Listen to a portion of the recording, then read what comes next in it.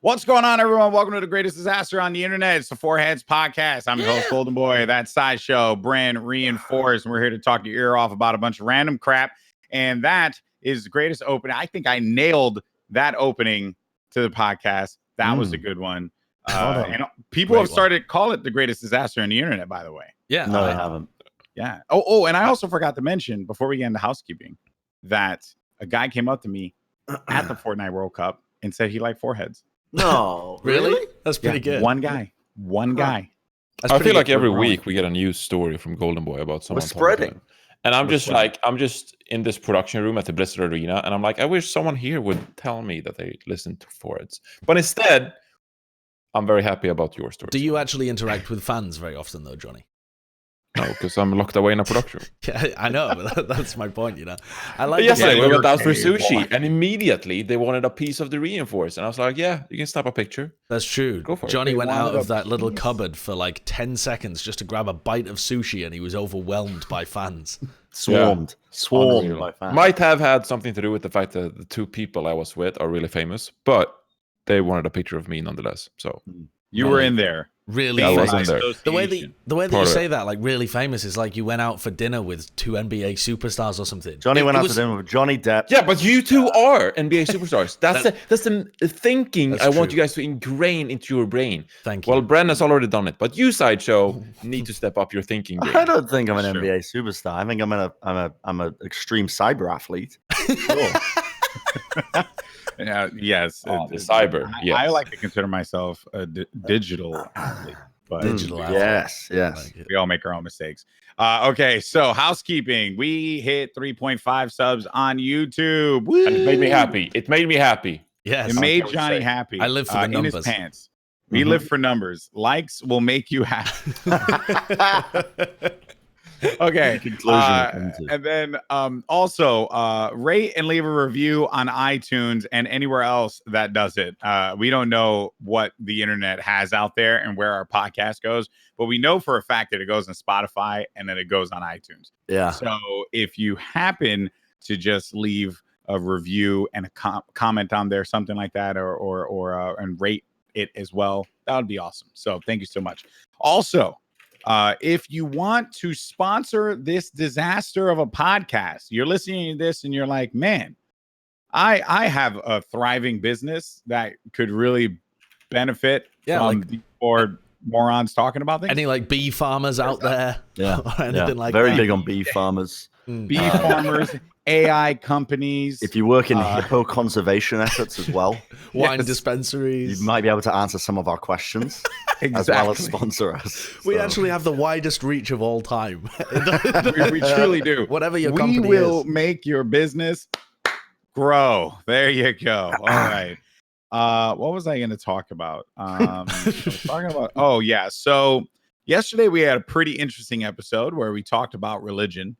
That was not intentional, but it spiraled into a very interesting sub-conversations that have happened outside of it. One person on YouTube, I got to find this one because there it is. It's the Omnipotent Otter said. That's a powerful otter. He said, likes won't make you happy. And then I said, let's get the 3.5K. So, I did comment saying that this deserves a like. So I gave it a like on YouTube. Yeah. I have no regret. If he's the omnipotent otter, I think that makes you the hypocritical hippo or something like that. Saying the likes won't make you happy. Trying to farm the people for clout. Anything for a drop of clout. I just looked up our podcast on the Apple Podcast site, and we have 27 ratings, and all of them are 5-star. So now that I've said that, somebody is going to rate it 1 star. Yeah. So why did you say it? Oh no! Why did you say it? Just because it's. Oh shit! You know what? I punched my mic. Yeah, I think it's quite interesting. Johnny, where's your head, bro? Where's your neck? Where's your body? You're like 8 feet tall. A great review from somebody called Salsable, who says, "What a time!" He starts it with, "What a time to be alive, man! Oh man, where do I start? This podcast has everything: a wide array of topics for the critical thinker, colorful personalities that make it endearing, and of course, an unlimited amount of Papega moments that will balance your IQ to ensure that your head doesn't get too big. The Papega point is a real selling point for this podcast. This podcast has become my weekly guilty pleasure. So it's a lovely review. Thank you, Sensible. You don't have Where to do you feel find guilty. that at? I want to link it in This the is doc. I'll link it in the doc. I want to see this because I'm curious. Oh wow. Yep. Are there any other reviews, or is that just the one? But that's the one is all I need. The entirety of our episode last week was about not kind of getting sucked up in social media and people's thoughts about you and likes. And we spent the beginning of this with you just trawling the ratings of the podcast, like seeking self-worth based on what other people have written. To be fair, this is our way of interacting with our community. We're a bit elitist, but I think it's a good way. Leave more ratings, and we will actually. Also, I have to apologize to one of our viewers the other day. Okay. What now? What now? I have to apologize. I made a claim on one of our recent episodes that we were not able to make glass. The humanity was not able to make glass until we refined the furnace. Okay. I was incorrect. We've been able to make glass for quite some time. I apologize to Kota. And I was thinking of steel. I mixed it up. Right. Didn't we come to that conclusion while we were on the podcast? It was like no. He commented. He was like, "Bren, I love you, but don't talk about things that you don't know about." If you weren't allowed to talk about things, that's the entire podcast. I know. You wouldn't have a job. Entire podcast. That's what we do. So every episode from now, I'm going to apologize for something that I've gotten wrong in the previous episode.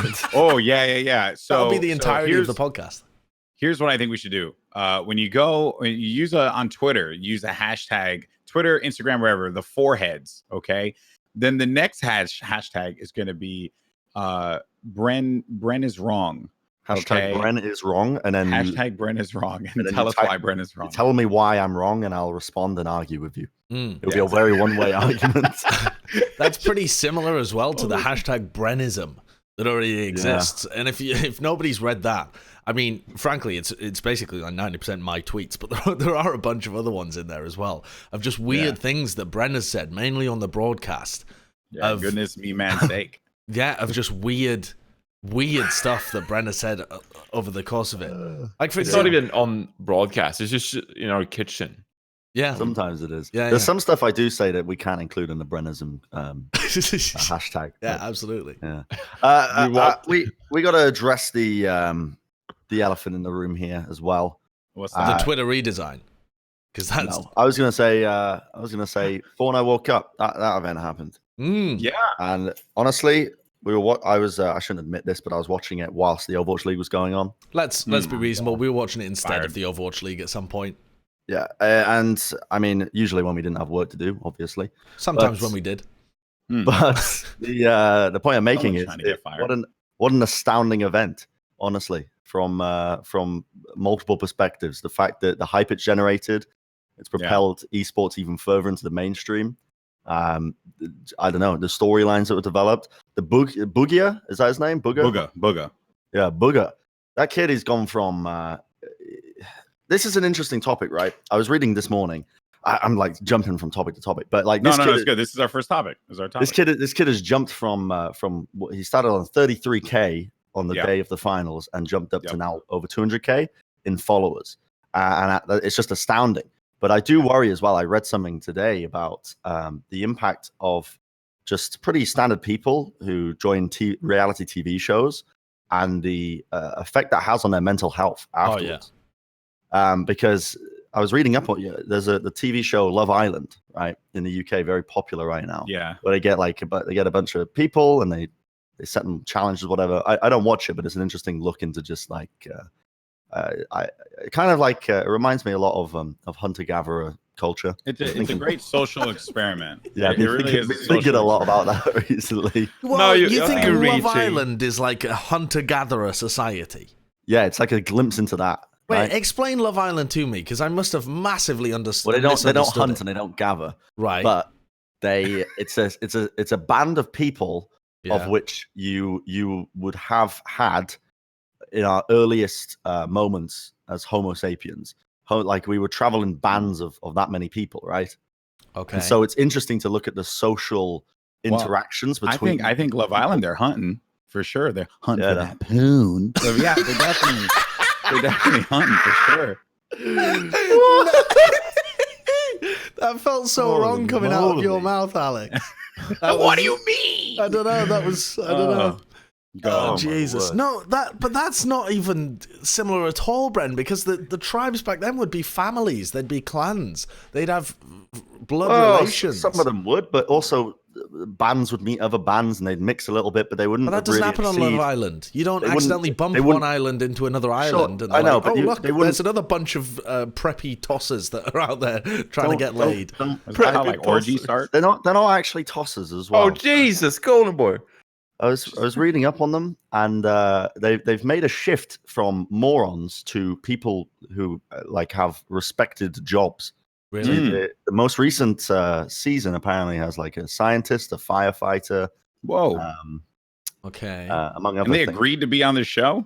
Yeah, because it's like. But I worked with a bunch of scientists. A lot of them are preppy tossers as well. That's true, actually. Yeah, very pretentious people. Some of them, yeah. Not all of them, obviously, but there's a fair way. The point I'm making is to shift back over to the World Cup is like some of these kids are now being propelled into the limelight, and it's.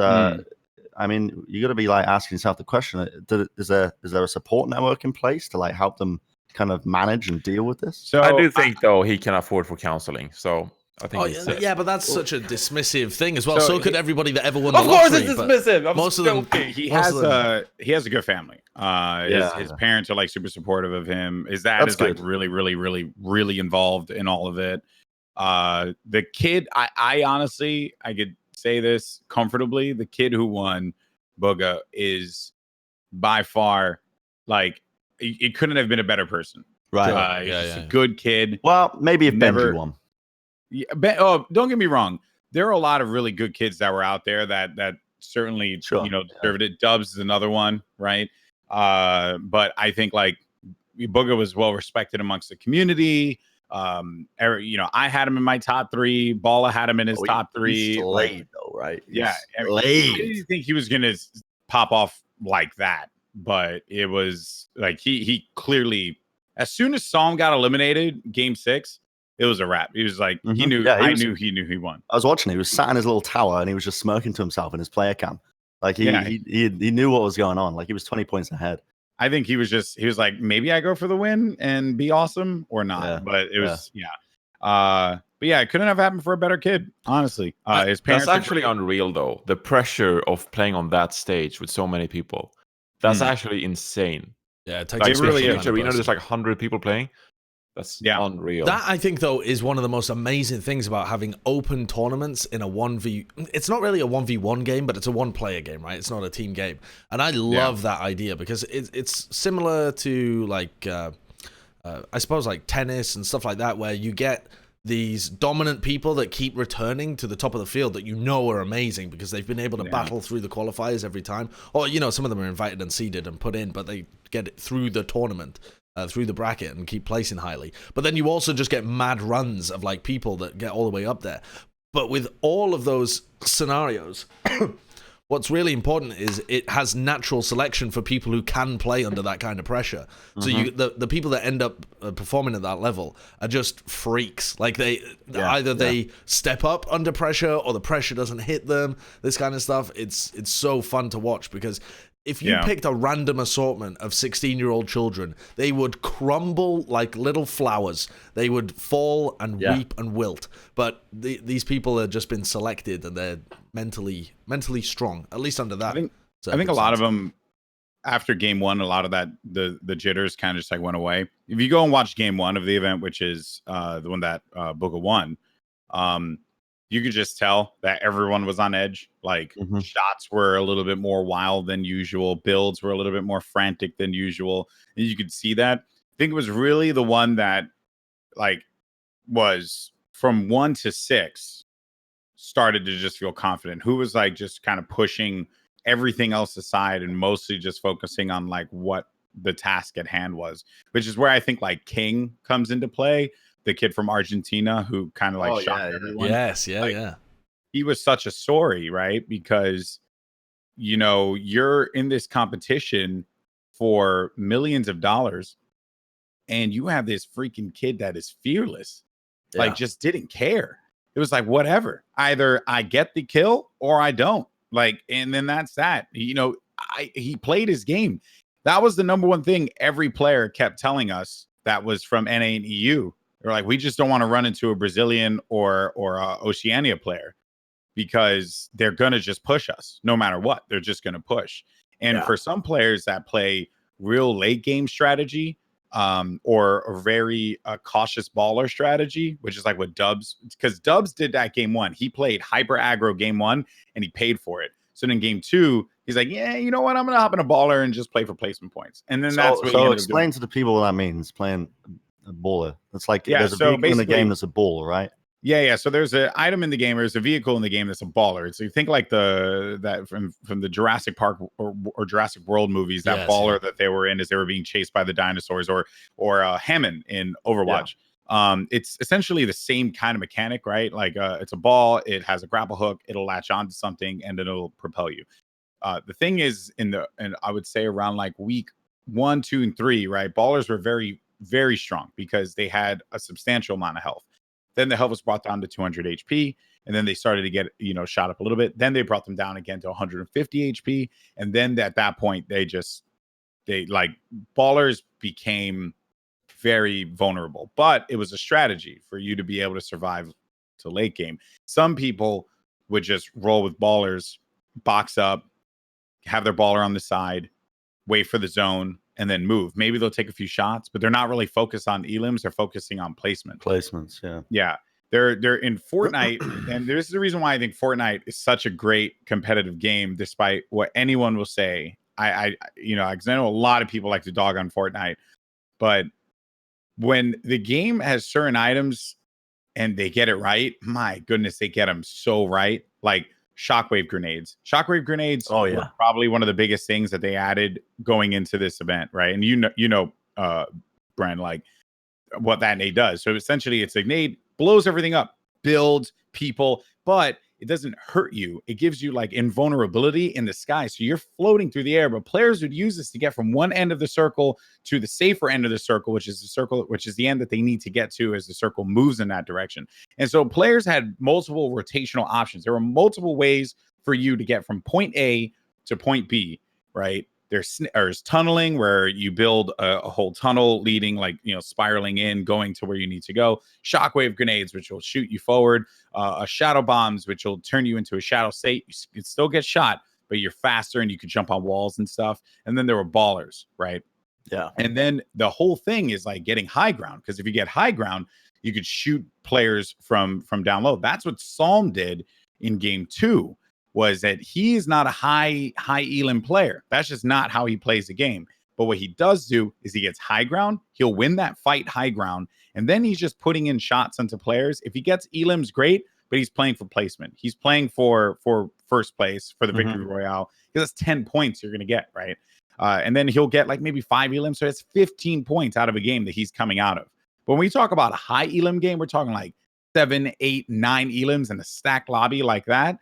Is very hard to do. King managed to get a 7 to 8 elim game at least 3 times, which is mind-boggling that he was able to do that, and insane. Then make it into placement. 13, the way you explain it actually makes it really like interesting to watch Fortnite. So I just need to ask you guys right now, like, where do I watch Fortnite? What's the next big tournament coming up?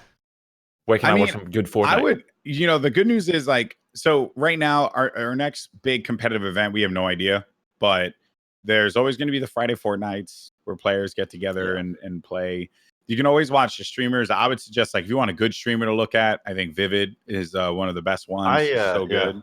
I really enjoyed watching Ninja and Reverse 2K trying to qualify, because they're streaming their POV of them trying to qualify for these events, and they're taking them completely serious. But you can hear all of their calls they're making and decision making and their ideas, and it's still a higher pressure, high level lobbies where everyone is also trying at the same level, and it was really interesting to watch. Fortnite has a lot of layers to it, right? It's not just a game about building, because the mechanics needed for it, like the APM, right, players have to have. for the editing that they have to have for placing the builds, the precision that they have to have for placing said builds. Decision making, which is a huge one. Little things like that. You'll see players like when they get high ground, they'll do a thing called tarping, which is just like placing floors and pyramids, right? They'll place floors, pyramids, and they'll just keep placing those because you get double layers, right? Double layers meaning they have to shoot significantly more, and they'll tarp with metal, so it takes even more shots for you to destroy. But if you see a player tarping with wood, well, that'll tell you, oh yeah, this guy probably doesn't have any metal. Otherwise, he'd be tarping with metal right now. Let me shoot the base of this thing and knock him down because it's weaker than metal. Like, it's just mind blowing. Like the little details that you have to like keep in mind. One time we were casting a match, and the tarp was so far out, right? But the guy in the bottom saw where the tarp connected through the storm, and then shot the connection of the build to the tarp, right? Shot the connection, and then the guy had no idea what he was shooting at, and then he fell down before you knew it. And then you just got shotgun to the face, and then the guy won the game. Like, to just have the freaking wherewithal to do crap like that is mind-blowing when you have a circle that's constantly pushing you away. Like, it's so good. It's so good. And I'm glad that this event happened because, anyone who watched that game, you knew that Booga was good. You knew that he was the best man on that day who won this competition. You know that like what he did was great. You knew that King was good. You knew that Psalm was good. Epic Whale, who unfortunately we didn't really cover all that much, but he got third. Like, it's just, man, it was so good. It was so sick. What do you think about the fact that almost all of the outside coverage, and there's been a shit ton of outside coverage of the Fortnite World Cup, has focused on the youth of the players and the amount of money they won? It seems like that's like the two things that everybody who's just in the mainstream, that doesn't really know that much, wouldn't have tuned in for the Fortnite World Cup, just reads the news or whatever, just knows that 16-year-old won $3 million playing video games. I actually think it's funny because the people, like, we've known that 13-year-olds can play in this thing for weeks now, 10 weeks to be exact, right? Yeah. And even more. So like, this wasn't news to anyone. It's just that now it's like convenient to talk about it, right? Because a 16-year-old kid. Well, now you've got a name to put to it, right? It's not just somebody could win it. Exactly. And but our average age of qualified players was 13 years old. Wow. Or sorry, no, 15 years old. 15 years old. That's mad. Sorry. We had a bunch of 13 to 14-year-old kids. So like, it's not like it was and what actually brought that number up was some of the older players we had. I think like Psalm was one of the older guys, but Nate Hill. To put older in perspective, the oldest player there was 24. Yeah, that was Nate Hill. I mean, what do you think? What do you think that is, Goldenboy? Why do you think that Fortnite specifically has so many successful under 18 players? I think it's just the mechanics of the game. They just require speed and fast thought. And who's thinking faster than kids in this day and age, right? Like they're making like big decisions every second that they go along, but they're like really good at it, right? So I think it's just mechanics and being able to like build so quickly. Like, I know my fingers can't move like that anymore. So you think smartphones and social media has a positive information gathering effect on small kids these days that allows them to work at a higher speed? I don't know about all that. I just think it's like, I remember when I competed in Call of Duty, I couldn't keep up with the kids that were like 16 years old playing every day. I just couldn't keep up. Right. I think a big part of it is the amount of hours they put in, though. Is like, I think when you're a kid, you don't get burnt out as easily when you're really committing to a task. At least compared to like now. I remember when I used to be able to just sweat games 12 hours a day. No worries about it. But these days, I can't. I can like literally, I get bored of just playing the same thing, and it's my mind kind of drifts whenever I'm playing Overwatch or whatever. Sometimes for long periods. But these kids, they're at school. They're talking about Fortnite with their friends. And then they go home, they don't do their homework, and then they play Fortnite for 6-7 hours, which is exactly what I did with Halo and Call of Duty back in the day. For me, it's a lot about like recognizing things in real life, though, that you appreciate. Like, if you grind like that, you have to give up some things about real life. And especially like moving away from practicing Overwatch every day, it's like you start to recognize that there's so many factors in real life that you want to spend more time with and appreciate way more than when you were 15. When I was 15, I didn't give a shit about anything. But now when I'm 24, I'm actually like, there's a lot of things in life that I want to embrace. But also, I don't think these kids are really missing out on much. Like, you know what I mean? Because true. That's true. Yeah, that's true.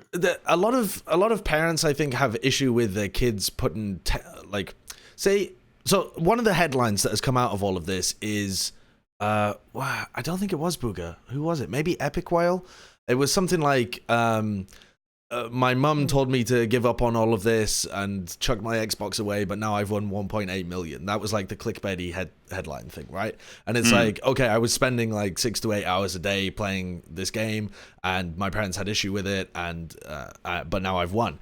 And a lot of people I saw on Twitter were arguing that headline is clickbaity for all the wrong reasons, because a lot of kids will see that and think, okay, well, that could be me, you know? It's not bad that I'm spending this amount of time playing a video game because I could achieve stuff, which, all right, that might be disingenuous to a lot of people. But the counter argument to that is that's the same as any professional space, right? If you put a lot of hours into something, you also have to be naturally talented or have some kind of avenue into it or opportunity, or you're competing with a lot of other people. Like, it's possible that you could spend all of that time trying to be an actor or a football player, or all of that stuff, and still fail.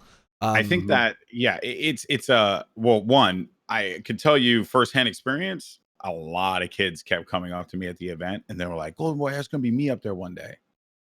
And I was like, "Hey, man, if you think you could do it, and you stay in school and do your job, do your stuff, you can do it."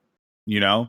And then all the parents would come up to me, and then they'll just be like, "Thank you for saying that." And well, like, saying stay in school, but you can do it. Like, be positive, but have a good plan of how to actually conduct your life without throwing it away. I had a bunch of kids tell me this, and my response to them every single time was just like, "Stay in school, but play, focus on your schoolwork." And like, I think it also just boils down to like your support system, the positive reinforcement you can have, right? Because even like back in the day, right? Like, my mother was a huge backer of like what I was doing, right? Everyone else kept telling me I was crazy, but my mom, and then when I married Cynthia, like, those were like the two that were just always behind my back. My brother was always like, "I want you to have the best life, but if this is what you want, go for it. But, you know, it's rough." And then other family members of mine would straight up just say like, "It doesn't happen for people who look like us." Yeah. You know, and I was just like, yeah, but why not? You know, like, who's making these like arbitrary rules that like mean nothing? Like, what? So I don't know. I agree with you. I think that like the headline for sure is certainly going to be it's definitely going to be misleading. It's going to kind of deliver the wrong message to kids. But who are we kidding? Are these kids really going to read that article? No. I mean, the only person it's aimed at is it's like New York Times. It's the parent, right? That's it's the parents. Honestly, the only thing that concerns me about the Fortnite World Cup is the idea of having a fuck ton of money giving a lot of money to not just children, but potentially really irresponsible parents. And I know that it's probably not going to happen in this instance, but there is a fairly strong possibility at some point, if there were like many Fortnite World Cups, like one a year, and it was different people winning all the time, that horror stories would come out of like parents who are just manipulative and just use that money and piss it away. The classic child actor thing, right? Of your child has earned all of this money and you know, put a lot of time in, and the parents just piss it away, or you know, use it for how different is Dota in this instance? Sumail, it was 16 years old and he won $1 million, wasn't he? Wasn't it $1 million he won? Yeah, it was a lot of money. Yeah. So, I think the only reason that it hasn't happened in a bunch of other video games is because the prize pools aren't that big. The prize pools for everything apart from the international are so big that it's life-changing, but not entirety of your future changing. Whereas like over $1 million, if you win that, if you put it away, you would theoretically not have to work. You could just kind of piss around for the rest of your life, or you could spend it all and end up totally in debt, like living the same kind of life that you thought you did when you had a bunch of money, this kind of stuff. I would personally like to see some thought process put into place, because I think sports has so much more infrastructure around helping the individuals learn finance and stuff. The league structures teach the players like what to do, and you need a financial advisor. Don't do this, don't do that. Like, do not fuck up your money, because so many of the sports players go bankrupt, because that's what happens when you give humans money. They spend it on frivolous stuff. So something that I was thinking about as well is like, if you had a payout system that was like a payout system per year or something for people who are under a specific age, you know, so that you're paying them this enormous amount, but over a gradual period, or it's locked in an account for X amount of years, or something like that, just to help with the infrastructure side of things, to make sure people don't just ruin their lives by achieving something fantastic. Really good for tax purposes as well. Yes, that's true. Really Less good money for to tax get taken. purposes. There we go. Yeah. Having said that, though, it would have to be paid out over a fucking ridiculous amount of time to have any benefit for tax reasons. Sure, yeah, but no, I completely agree. I think that is one. I mean, I wonder if they're even looking at that as an option in terms of it. But like all these kids, they are getting this insane amount of money, and if your parents are fuckheads, then you're screwed, aren't you? But also, just like if a young 18-year-old won the lottery as well, there's such a high chance of them being just fucked like 10 years down the road. What is the stat with people that win the lottery? It's something mad. They spend it all in like 10 years. Yeah, they're like bankrupt in 10 years, like at least 50% of them or something. I don't know. Let me try and Google the actual stat. Yeah, because people just aren't smart with their investments and their money, you know, like you think like, oh yeah, I could put 50 grand into this thing, and then you put 50 grand and then it disappears and you saw nothing, and you're like, okay, I'll do another 50 grand. It's like, before you know it, you just lost $100,000. The classic stat is 70% of all lottery winners end up going broke and filing for a bankruptcy. That's madness. So that is madness. Right. So that's at a 30%. It doesn't say like a minimum price.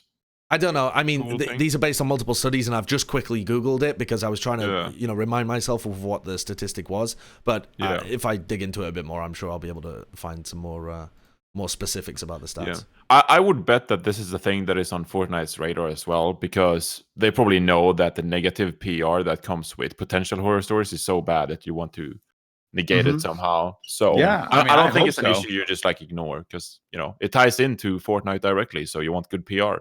Yeah, exactly. I think it's certainly, I think it's interesting because it's Fortnite, and Fortnite is such an easy target for so many media outlets that they go after it, knowing that it's going to get them hits and clicks and all that, even though, because you think about like the international, and you look at what happened there when, again, I'm going to use the Sumail example. Everything was about, man, Dota's community raised millions of dollars for the prize pool. And that was the whole thing. That was always the whole thing. When they won, it was like, Evil Geniuses are the international champions. Unbelievable. Sumail's a millionaire. That's so cool. This kid who from a different background is, a millionaire, blah, blah, blah, right? That was the argument. That was the presentation of it, right? But because it's Fortnite is such an easy target for the media, for a lot of esports people that post things on social media, like it is very much so become like, I'm seeing now, like everyone's like more concerned than they are like celebrating. Like it went really quickly from like celebration to just concern very quickly. And it's like, but this has been, millions have been given away for like a long time now, like this isn't, like anything new, right? I mean, think about when Fatality won. Was it Serious Sam was the game that he won, that he won $1 million off of, or something like that? Did he win $1 million? Did he? Like something. No. I don't think so. Did he? I don't know if it was Serious Sam, but I know that Fatality won a fuck ton of money.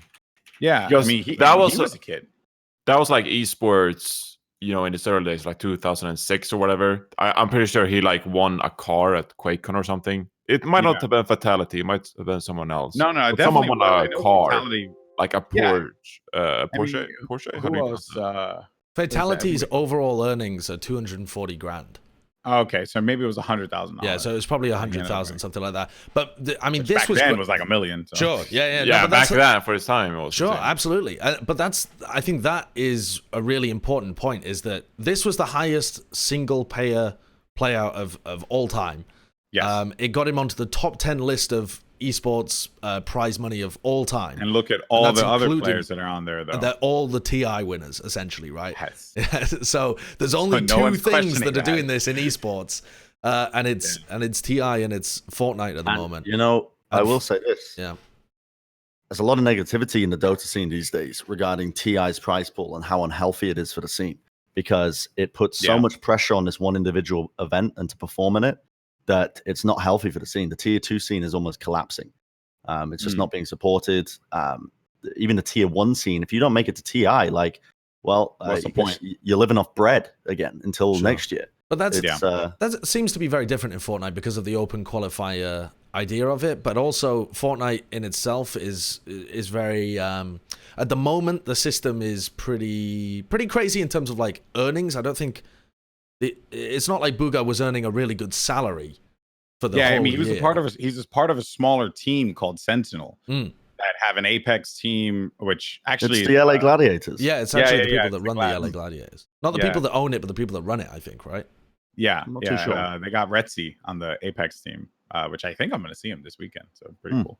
But look, I think that even then, those Sentinels is not like FaZe, right? Very well-known team that is like, you know, obviously paying like a buttload of money to their players.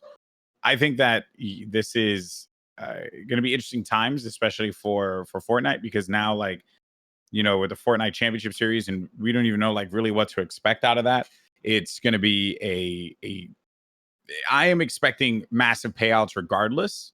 I think with Nate being there now, who I saw a bunch this weekend, by the way, he says hi. Cool. He doesn't remember us. Don't lie. He's moved on. Hi to whom? I think he says hi to the world at large. World at large. I think that you know, this is not going to go anywhere, and the money's not going to go anywhere. Think about the fact that it was. Let me see here. Let me see. Secret Skirmish. What was the prize payout? I mean, we always go back to this while you're researching. I'll say this. Like, we always talk about how Fortnite does a great job, like developing the game and keeping up with pop culture. And I think they were implementing like NBA team stuff. That might have been a different game or anything. Like, but they had the Marvel stuff, and like that's why Fortnite might always stay in the top games, because they always, you know, stay with the fans, and whether it's pop culture, movies, Fortnite's become music, whatever, Marshmallow, you know. It's not just a game now; it's a marketing platform. Fortnite is pop culture as well. There isn't really another game that is so pop meta, culture. Right? Unreal. But like that's true, right? If there aren't there's almost no other game I could think of. Maybe there isn't a single game. Minecraft. I think Minecraft. Maybe, Minecraft. Well, it seems like every 5 years it's a big hit. But yeah, I mean, Fortnite at this point it's a household brand almost. It is, like, the Avengers, the latest Avengers. Okay, Brent's going to go nuts when I say this, but like, go ahead. Fortnite is 2019's equivalent to like RuneScape when we grew up.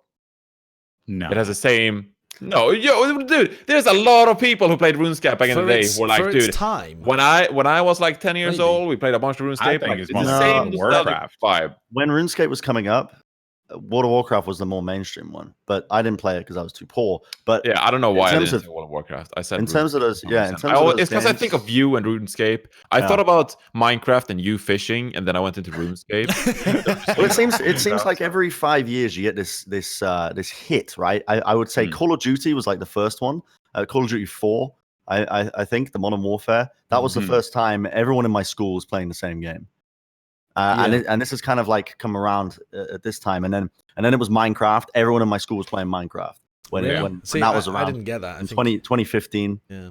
And then now it's Fortnite, and now even my friends who we're all out of school now, but we're all playing, like, we all played Fortnite, you know, and we're all playing it on a regular basis. So these hit games just every like 5 years or so something comes out. But no game has capitalized on its success as well as Fortnite has. No, this is. But I think that's also because social media has blown up so much. Like, social media balloon thing, like times 10. I would also say Minecraft has capitalized off its success very well. True. There's I mean, that was right at the pinnacle. That was right at the tip of the YouTube launch show, right? So that's why it really started. But the reason I say that is because, like, when I used to work at Tesco's, mate, in 2015 I was playing or maybe a bit before that. No, it was way before actually. Minecraft came out 2011, right? I don't know. 2011, I was playing the closed alpha. Of a guy in my computer science class told me about it, and I was like, "Oh, that sounds like a cool concept." So I downloaded it for free, started playing it, and then and next thing I know, I'm working in Tesco's a couple of years later, and there's Minecraft books and plushies being sold. I'm like, cool, yeah. Cool. The way you said that was like, I downloaded the alpha of Minecraft. The next thing you know, I'm working at Tesco's. I don't see how the two are connected, It or ruined they are my life. You went to Minecraft came out August 16, 2011. So a few things I did want to say. Firstly, Secret Skirmish, which was the event that I was going to reference. That event alone had a $400,000 prize pool, right? Yeah. Which is kind of wild. The Lux Cup, which were smaller cups leading into the World Cup qualifier, $100,000 for the Lux Cup, $100,000 for the Blackheart and Scallywag Cup. So they're and these were open competitions. The ESL Katowice Royale had a $500,000 prize pool. I believe that was split between solos and duos though, so I could be wrong there. So like, the prize pools for Fortnite have been just massive, right? And the prize winnings. I mean, what Zayt and Saf won 20%, so $80,000 that they managed to take. Like 40 grand is like no small, amount of money, right? No. Each week in the online qualifiers for Fortnite, we were giving away $1 million. That's ridiculous.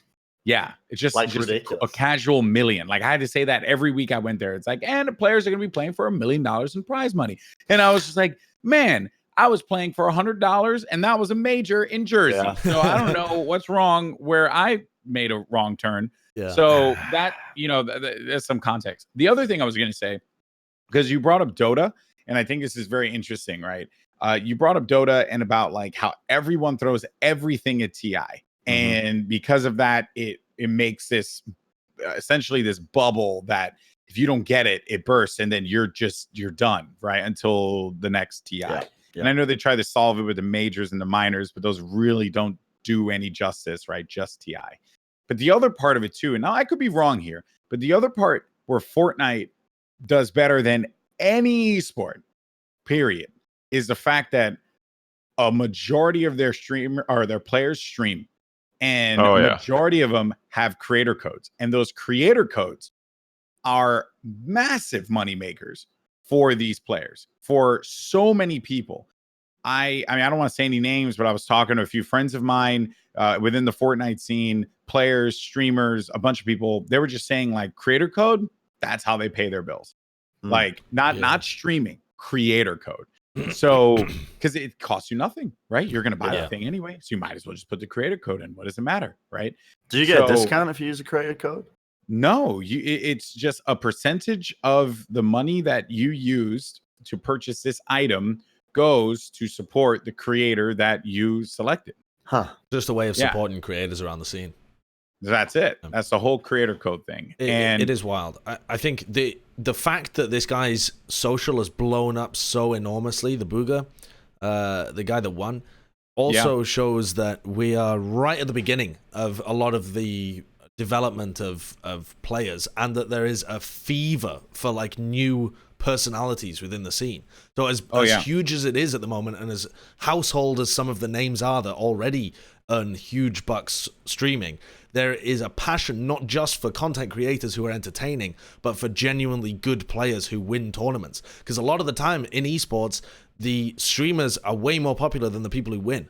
Like last year's London Spitfire in the Overwatch League, those guys didn't massively raise their social following when they won that tournament. Nobody was particularly talking about them more than they had been the whole season long. And I think if they turn on their streams, they get, reasonable viewership, but they don't get more than they would have done before they won the tournament, or more than other streamers within the space. I think the way that this guy's Twitter has blown the fuck up seems to indicate that there is a fever in Fortnite for supporting the players as streamers as well, or as personalities, which just directly leads to them earning money in a more sustainable way than having to rely on prize money. It's a culture that is very synergistic with each other. I'm saying that right? Synergistic. Synergistic. It's it synergizes very well with one another. You play Fortnite, you stream your games, you get into top tournaments, people come watch your stream because they want to learn how to get better, and it's a process that just keeps on going. And the top players are, gonna rise a little bit, right? So, like I mentioned, Vivid before, right? Tfue, who was at one point one of the best players in the game, like he saw a huge boom, and he's gonna have his fans, right? Even though like this World Cup showing definitely not good for him, right? Like certainly was not. Where did he place? I think he placed like 60 something. Yeah. He kind of got beaten a few times. Not a huge fan of Tfue as an individual, but I'll he's an all right guy. I like him. I've chatted with him quite a bit. I always call him a knucklehead. He's a good dude. He's got a good head on his shoulders. I think I've seen some of his. Yeah, I mean his online. I mean, again, you get so big. It's true. I can't. It's like what's the saying? Throwing stones in a. Throwing stones in glass houses. Yeah. What do you think that phrase means? I don't want to throw shade at Tfue when I'm also on the up and up as an internet superstar. Okay. Okay. So sure, I can understand. I can understand the pressure that's on his shoulders. Sometimes he acts out on Twitter. It's all good, Tfue. I understand you. Yeah. Empathize with that. You and signed Tfue. Bren to face, by the way. Signed Bren to face, by the way. Yeah. If I was on FaZe, I reckon I'd be their like most popular player. FaZe up. The thing that was interesting was seeing all the players coming out of Fortnite World Cup and seeing the responses. It was a real interesting mixture of, yeah, man, it didn't work out for me, but the grind continues to, oh yeah, screw this guy. He messed me up and that's why I lost. Really? Yeah. Right now, Bizzle's getting kind of railed in the community because he fought this player, Martine, who he fought him outside of zone. They took the fight, and it was. Oh, I thought you guys said outside the arena, and I was like, no. He fought him outside of zone, and it was definitely it was definitely like, and I felt bad because Martine. I'm trying to find it. Yeah, I have the tweet right here. It's not the most graceful thing that you could possibly say, but obviously it was. He was mad, and I totally get it. But and then the kid Martine, like he responded like, hey man, you were fighting me too, like what was I supposed to do? And it's like, yeah, I mean, I get it. Not the way you want to go. And I know Bizzle, and he's always been a genuine guy to me, but obviously it's rough. Where's Martine from? I believe, let me see here, trying to find where he's from. I don't know. That's good though. More of that engagement, rivalries. Yeah, exactly. That's what you want. Can't wait to turn into the next World Cup and see Martine playing versus Bizzle. Yeah. Johnny's the new Fortnite fan. Fortnite, big Fortnite fan. Big Fortnite fan. Knows a lot. TMC, Fortnite TMC. Yeah. You create storylines, right? And I think that's exactly good. And but yeah. So anyway, Fortnite World Cup was crazy. How was your experience with it? Did you enjoy it? Yeah, I did. This whole road was pretty rough. Drama. No, it was some hesitation. Delete the VOD. No, it was rough. I would say like some aspects of it were a little challenging, but it was an experience I'm glad I got a chance to be a part of. As the whole thing, the event itself was stupendous. I had a really good time. I felt like it was some of the best commentary I'd ever done. Day 2, I felt rough. Day 2, I felt like I was not as good as I could have been. Like when I did Pro-Am, I felt like I nailed that. Then I did duos. I didn't really do as well as I wanted. But then when I did solos, I felt like I got like a god. I felt like I was the best caster I could have possibly have been. So that was nice. I caught I caught some of your commentary. I thought it was very good. I mean, that's the standard I expect from you. So if it wasn't very good, I'd be very disappointed. Yeah, true friend. Yeah, no, I thought it was, again. I felt really good about it. I feel like recently I've been in a big mood, like just been on fire, like with a lot of the gigs. Like when I did ESPN for Apex, I felt really good about that. When I did AEW, I felt like so good about that show. Like, oh yeah, no, I know nothing about wrestling, and I was watching it with our stage manager Kevin and our talent manager Chris, and I knew, I was like, whoa, okay, this guy's killing the game a little bit. He's like, yeah, I just felt good, and so yeah, and then I'm glad for you, Alex. I'm glad for you. Yeah, and then do the stage hosting stuff was great. The old Hacksaw clap. Yeah, I was definitely in a good state of mind. So and I'm hoping to bring that into the Apex event and whatever else comes down the line. But we got a lot of stuff. Pretty sweet. Yeah. So it's good. But anyway, moving on. Obviously, let us know what you thought about Fortnite World Cup. You can tweet at us using the hashtag #4heads. Also, YouTube as well. Leave comments. We want to hear from you. If you're in the Twitch chat, let us know as well. If you're watching this live, what do you think about 4heads? You can tweet at us individually as well. Twitters are in the video. And then the other thing I wanted to talk about was, so this is, it's like, I don't get it, but we got to talk about it. So Final Mouse, if you guys don't know, it is this mouse company. They make this mouse that's very light. It's like 57 grams or something like that is what they said. How does that compare to a normal mouse? 47 grams, I think. Sorry, it's 47 grams. How heavy is, I mean, I use the Zowie FK1. How heavy is that?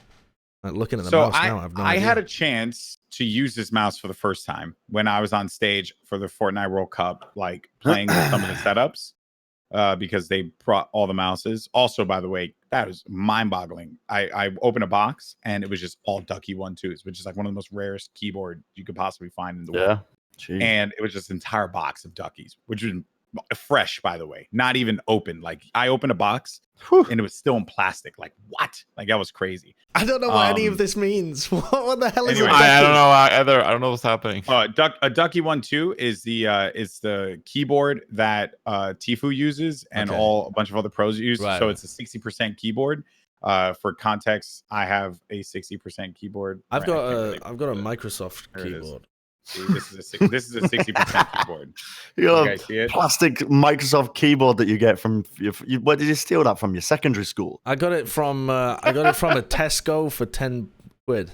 Really? Of course you did. Yeah, because my other one broke eventually.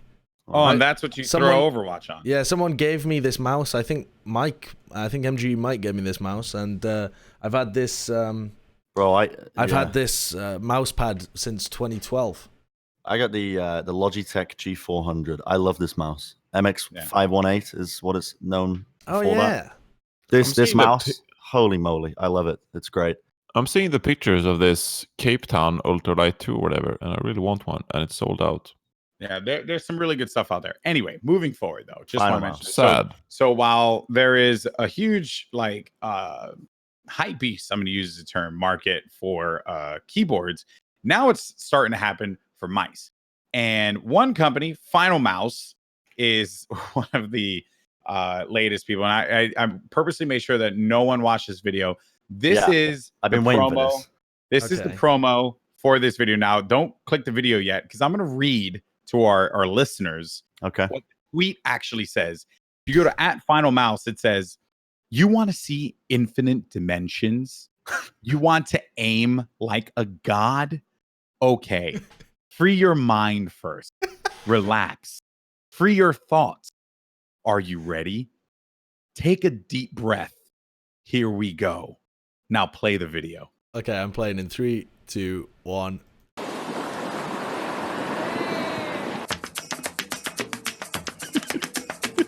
Yo, the beat. What the?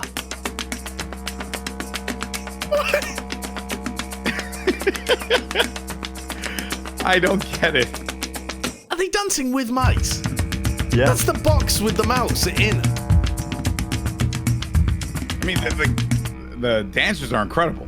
Yeah, sure, but they don't have a use for a mouse while they're dancing.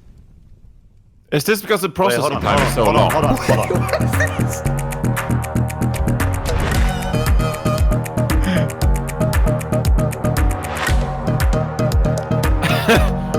Wait, what? What is this?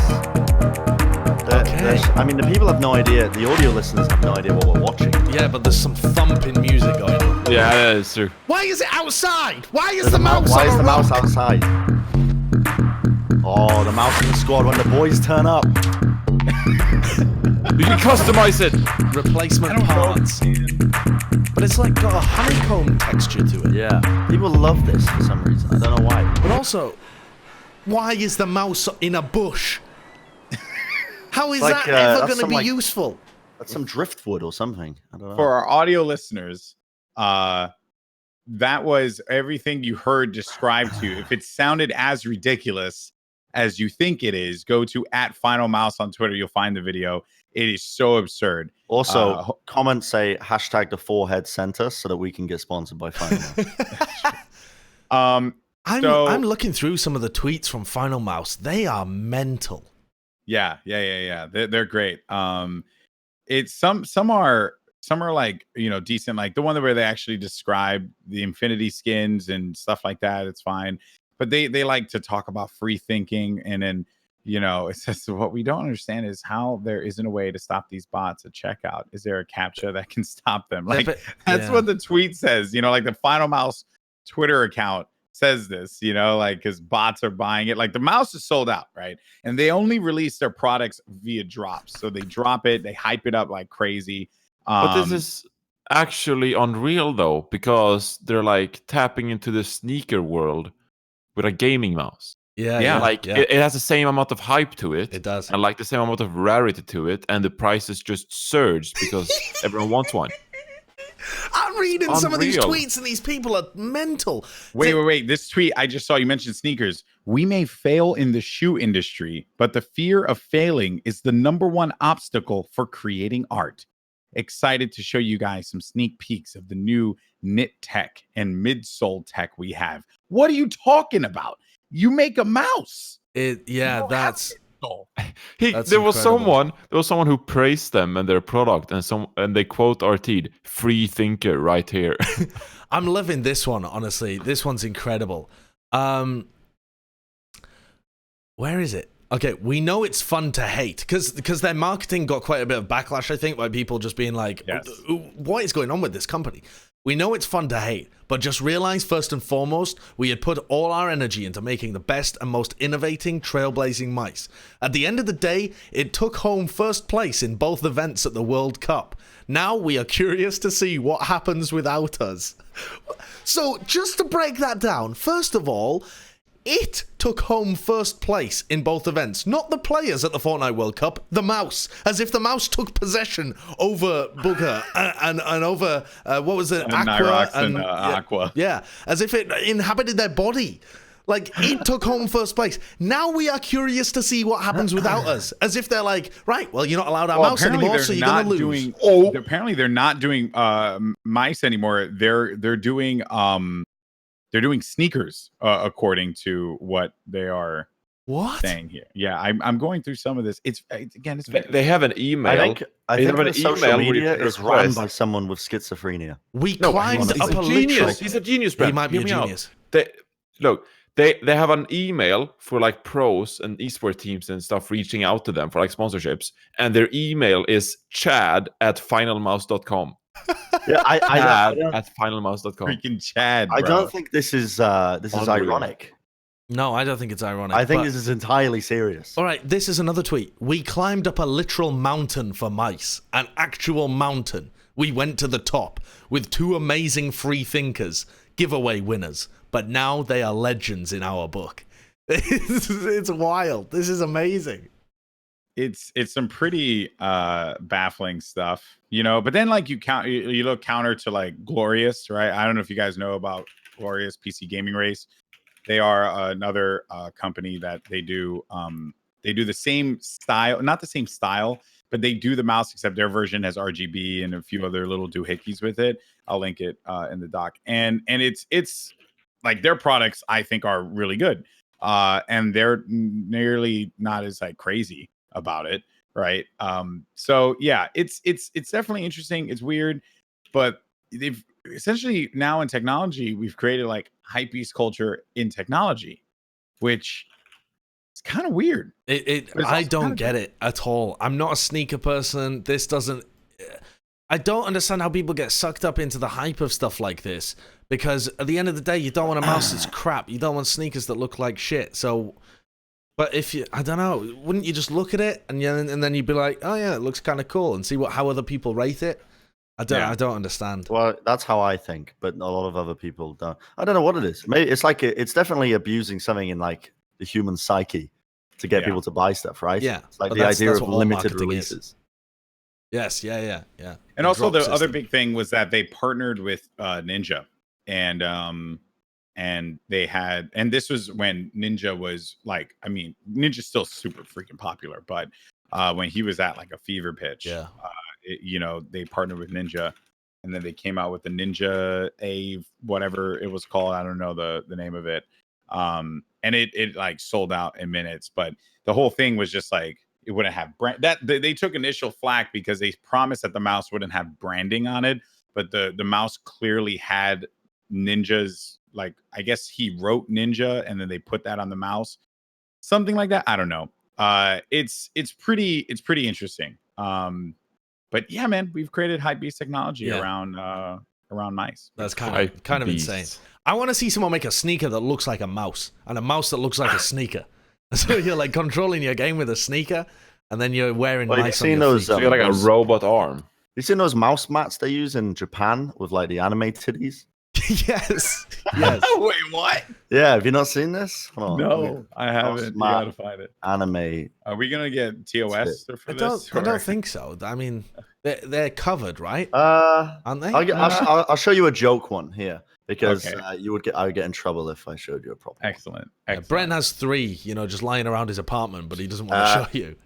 Click on that link. It's not, you can't even click on it, but I think it's for the best. Yeah, we can click on it. Okay, all right, incredible. Let me see. Of course.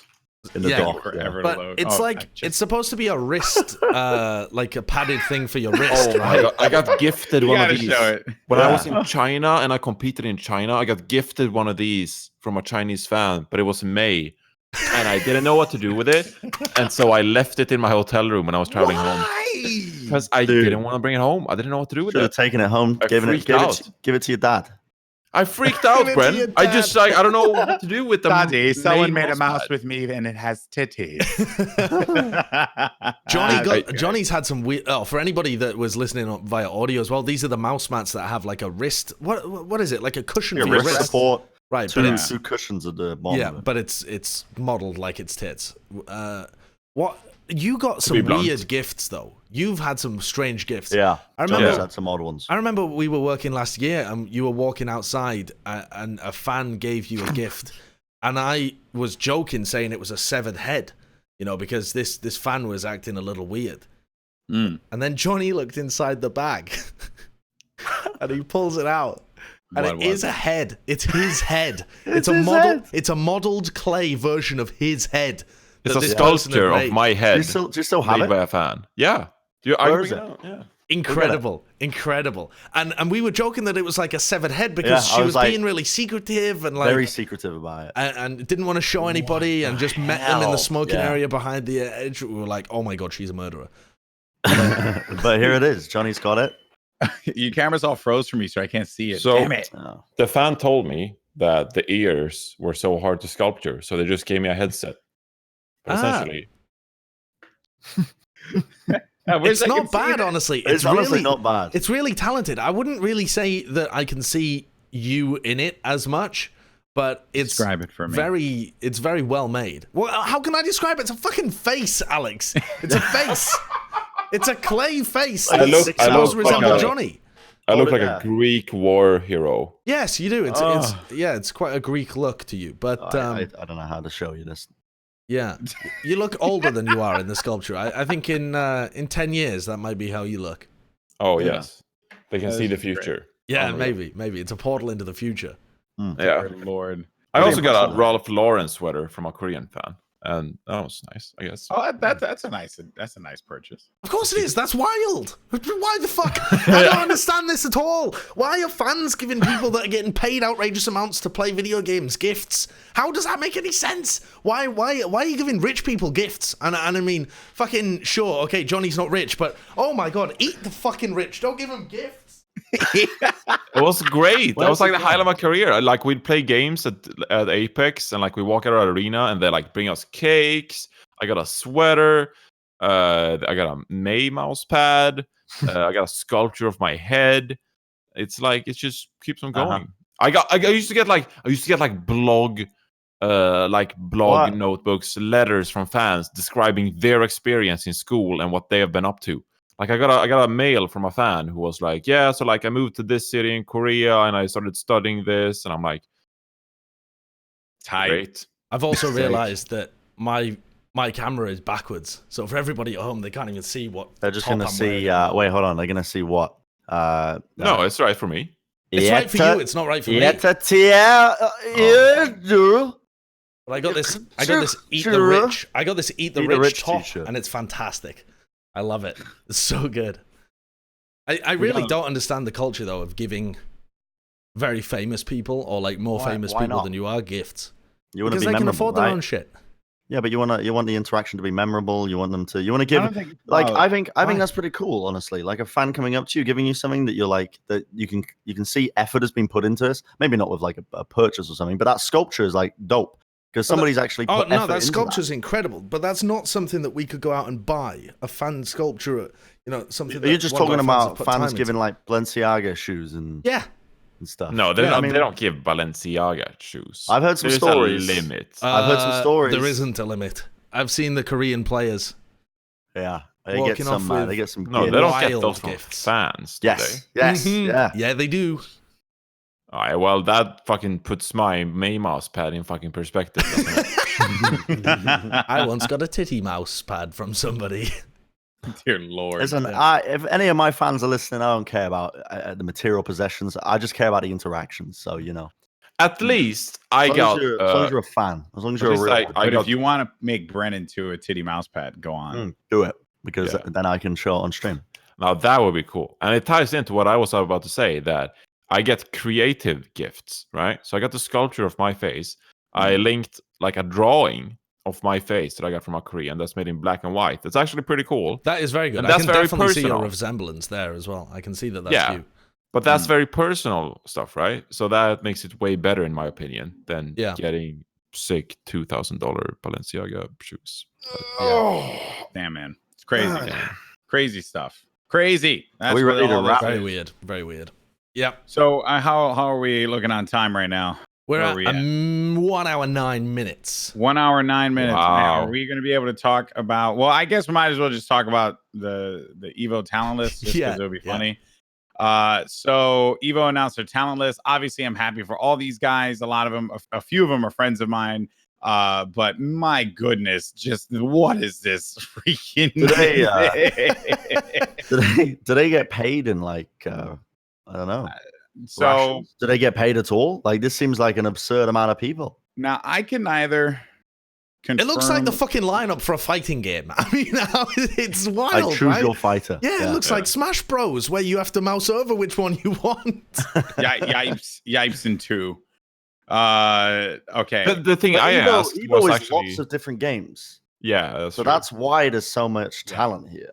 Yeah. Yes, exactly. There are a bunch of games, right? Obviously. Also, some talent only do like top 8, or they'll do pools, but then they won't do bracket play. So I appreciate the fact that and they got some great talent on here. I mean, just TK Breezy, Sajam, Ultra David, obviously. Then they got like Logan, good friend of mine, Ringe as well, Vicious, D1, Yikes. D1 tough. D1. Every time I meet the guy, you can never remember where he's met me before, but like he's always the friendliest dude I've ever met, ever. Yeah. D1's like a kind dude. He's really bad at Mario Kart. I got like a story with D1 where like there's a TwitchCon and like I was explaining some like hardship that I was having at the moment, and like the dude started crying. Like he was just like getting so emotional and sucked into my story that like he was like he empathized that much. But he was also blasted, incredible. And I also get emotionally blasted as well. Whenever I drink too much, I get sad and soppy. One time I worked the DreamHack Austin event. Came back from the Twitch after party. Started listening to Ghost Town, Kanye West, and just started crying because I was so upset at the state of esports. Yeah. And it was so like it was the build up to it, right? It was like the event was like kind of, I don't know. Like I went up to get my invite for the Twitch party. The guy turned me down. I was like, no. I flexed my fucking blue check mark and I got let in. Now I was like, oh, the fact that I even had to do that is kind of dumb. Like I should have just been like, yo, what up? I'm a cool dude. Let me in. I like to drink. Yeah, I'm an Overwatch League caster or talent. And then I get to the party and I'm going around and I'm seeing streamers like being taken advantage of, and like ZP's a mess on the floor. He looks like a slug. And then I'm just like, oh God, I get blasted. And then it's like, it's Texas, right? And they had a really bad thunderstorm and it's pouring down and I get lost because I'm so drunk. I'm trying to find my hotel. I'm walking like 4 blocks in the wrong direction. It's pouring with rain. It's thunder all around me. It's like super atmospheric. I get into my hotel. I'm soaking wet. I put on Ghost Town. I lean back and I'm just like thinking, fuck, man, the scene. Wow, this is fucked. And I just start crying. All the emotion starts pouring out of me as I'm listening to Ghost Town. Fucking runaway music video right there. I was just. I wish we would have been able to film that. Yeah. That would have just been so good. I get emotional when I get drunk. But even sometimes when you're not drunk, you woke up crying from some of your dreams recently over the past couple of months. That messed me up. That dream really messed me up. I know we're going a little bit extra here, but I need to tell this story. This is so good. If you want to prevent Bren from crying, leave a review on iTunes. 5 stars. Give us a good rating. And you will prevent Bren from crying. I once woke up from a dream and it's stuck with me. And what had happened was I had drifted into in my dream I had drifted into a coma. And I had been in a coma for 7 years. And I woke up and it was kind of like I was in like a hospital and they were like, oh my God, you're awake. I wasn't expecting this. You woke up from the coma, not the Woke up from the coma. Woke up from the coma. And immediately tell me your mother died 34 minutes ago. And I was like, what? And I was like, oh my God, this is so tragic. This is so sad. I was like, I love my mum. I love my mum. Why? Like, why? Why did this have to happen? Just as like she didn't even get to see me wake up from my coma. Like, never got to tell her like goodbye and all this other stuff. And like, I was heartbroken. And then I walked out of the hospital. And I was walking around the streets of wherever the hell I was, Los Angeles, and it was like Blade Runner 2049. The buildings were built up. We had to build massive seawalls because of rising sea levels. There's pollution in the air, smog. It was like dystopian. It was like a dystopian city that I was a part of. And like there's these huge billboards and there's advertisements everywhere. There's too many people. I can't move. I'm struggling to breathe. And I'm like, oh my God, this sucks. And then I find Malik in the streets. I find Malik. And I'm like, Malik, what the fuck's happening? Like, what's going on with the league, dude? What's going on? And he's like, Bren, man, ever since you went into a coma, shit's changed. Shit's changed, man. The league was broken down. It's like it failed, and like and the results of that failure were so catastrophic that esports doesn't exist anymore. So all of the talent, all the people I hang out with, have all gone their separate ways. I found Josh, and like I knew he was in bad shape because he had a bunch of facial hair. Like you never have facial hair. You were like you were hurting, and you were like, yeah, no, and you were depressed. I was like talking to you, like there was no cheer in your voice. It was just like, man, we've all had to go work normal jobs now. Like everyone's gone their separate ways. We don't really see each other. I was like, oh my God, this is like terrible. Like, what am I gonna do now? I gotta go back to Tesco's. That was what I was thinking. I was like, I gotta go back and work at Tesco's now. I was like, no, not like this. And then the end of the dream was me just running around trying to find a way out, just panicking essentially. But I was just getting lost in this multi-level city that's just like broken down, like cyberpunk shit. And I remember waking up just with tears down my eyes. I was crying in my sleep, just crying. I love that so much. And we told Mr. X this story, and he said, wow, so your idea of hell is that you have to go back to Tesco and work a normal job. And all of the rest of your friends have to work normal jobs as well. Yeah. Oh, yeah. Dear me.